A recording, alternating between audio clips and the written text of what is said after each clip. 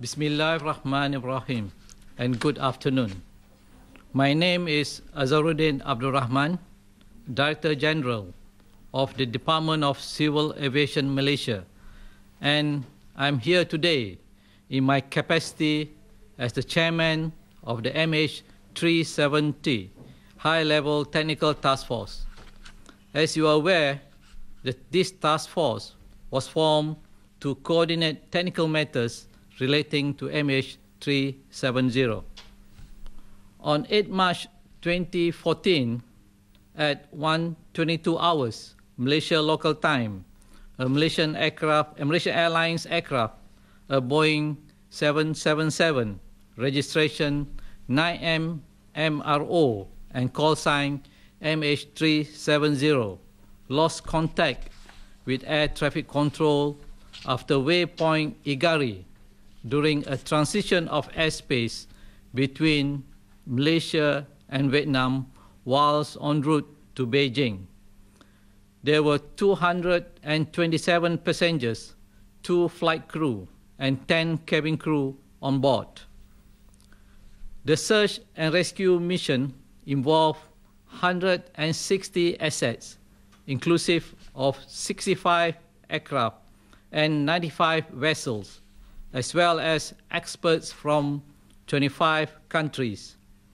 This unprecedented exercise involved aircraft and vessels from the following countries: Australia, Cambodia, China, India, Indonesia, Japan, New Zealand, Singapore, South Korea, Thailand, United Arab Emirates, United States of America, and Vietnam.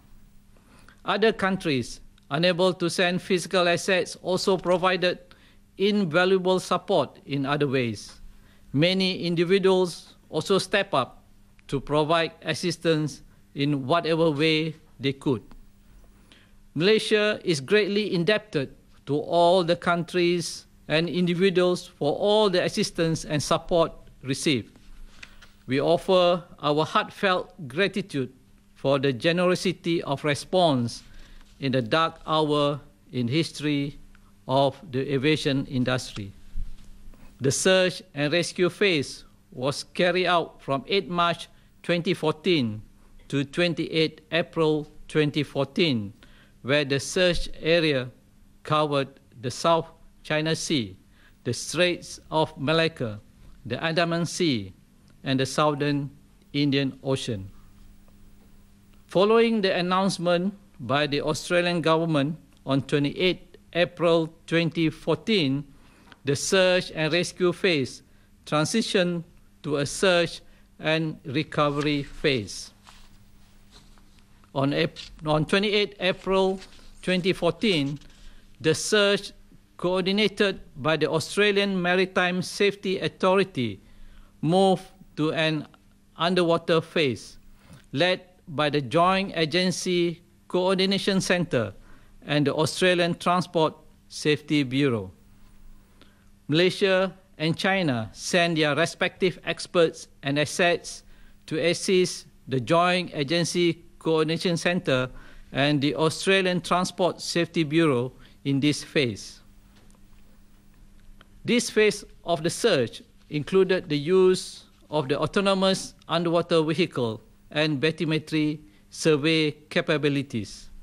The bathymetry survey has completed, covering an area of around 208,000 square kilometers. The bathymetric survey provided us with the critical information on the topography of the sea floor. This information is now assisting in the current ongoing phase, which is the underwater search. The underwater search is still ongoing at this time, and the exercise is currently being performed by 4 vessels, namely the Go Phoenix, Fugro Discovery, Fugro Equator, and Fugro Supporter. To date, the search has covered over 18,600 square kilometers. The governments of Malaysia, China, and Australia has spared no expense and resources in the search for MH370. This has been done with the paramount aim to find the aircraft and to seek answers. It has been done in hope of bringing some solace to the families of the passengers and crew on board MH370, which we respectfully refer to as the next of kin. We have endeavored and pursued every credible lead, reviewed all available data. Despite all these efforts over the last 327 days, the search unfortunately has yet to yield the location of the missing aircraft. Chapter 1 of Annex 13 to the Convention on International Civil Aviation, commonly referred to as the Chicago Convention, entitled Aircraft Accident and Incident Investigation, states that the definition of the term accident includes the aircraft is missing. It also states that an aircraft is considered to be missing when the official search has been terminated and the wreckage has not been located. Annex 12 to the Chicago Convention, entitled Search and Rescue, further states that the term search refers to an operation to locate persons in distress. According to the International Civil Aviation Organization, Annex 12, Para 5.5.1, states that search and rescue operations shall continue when practical until all survivors are delivered to a place of safety, or until all reasonable hope of rescuing survivors has passed. Further, a note supporting Para 5.5.2 states that contracting states may require input from other appropriate state authorities in the decision-making process leading to termination of the search and rescue operations.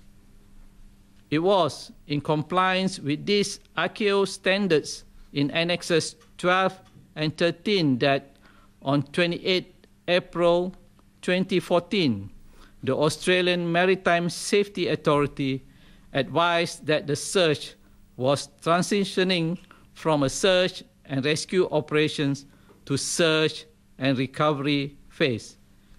This is where the phase we are currently in. Available data suggests that after the transponder ceased transmitting, there was no normal radio or aircraft system communications transmitted or received from the aircraft.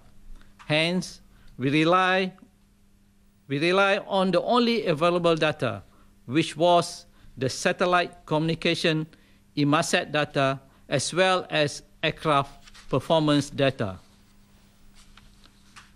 An analysis of the radar data and the subsequent satellite communication systems signaling messages placed the aircraft in the Australian search and rescue zone on an arc in the southern Indian Ocean.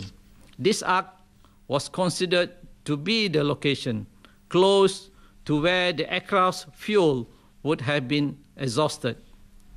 Based on the analysis of all available evidence and the supporting factual information that I have mentioned, the data supports the conclusion that MH370 ended its flight in the southern Indian Ocean. Based on the same data, we have concluded that the aircraft exhausted its fuel over a defined area of the southern Indian Ocean, and that the aircraft is located on the seafloor close to that defined area. This is a remote location, far from any possible landing sites. It is also an area with adverse sea conditions with known depths of more than 6,000 meters. After 327 days, and based on all available data, as well as circumstances mentioned earlier, survivability in the defined area is highly unlikely. It is therefore with the heaviest heart and deepest sorrow that on behalf of the government of Malaysia, we officially declare Malaysia Airlines flight MH370 an accident in accordance with the standards of Annexes 12 and 13 to the Chicago Convention, and that all 239 of the passengers and crew on board MH370 are presumed to have lost their lives. The government of Malaysia acknowledges that this declaration of MH370 accident will be very difficult for the families and loved ones of the 227 passengers and 12 crew on board to consider, much less accept. 13 nations have also lost sons and daughters to this tragedy. It is nonetheless important that families try to resume normal life, or as normal a life as may be possible after this sudden loss. Without in any way intending to diminish the feelings of the families, it is hoped that this declaration will enable the families to obtain the assistance they need, in particular through the compensation process. The government of Malaysia also assures the families of the passenger and crew that the search for MH370 remains a priority. The government of Malaysia is committed to continue all reasonable efforts to bring closure to this unfortunate tragedy with the continuing cooperation and assistance of the governments of China and Australia. The government of Malaysia assures that Malaysia Airlines will undertake their responsibilities in relation to the legitimate rights and interests of the next of kin, as provided under the relevant international instruments and relevant domestic laws, with due consideration to international practice. This includes the fulfillment of the compensation process, whether it is pursued through consultation or through litigation. We further understand that Malaysia Airlines is ready to proceed immediately with the compensation process with due regard for the readiness of the next of kin to take this step. In keeping with our commitments to keep the next of kin apprised of the latest developments and pertinent verified information, a special section has been established on the MH370 official website, www.mh370.gov.my, solely for the next of kin. It includes information on the search and investigation efforts, the compensation process, responses to NOK inquiries, as well as other forms of assistance that are available to the next of kin. It is hoped that this dedicated portal will provide a continuing support system for the next of kin. The Malaysian ICAO Annex 13 Safety Investigation Team for MH370, comprising accredited representatives from 7 countries, is currently conducting its safety investigation. Similarly, The criminal investigation led by the Royal Malaysian Police is also ongoing.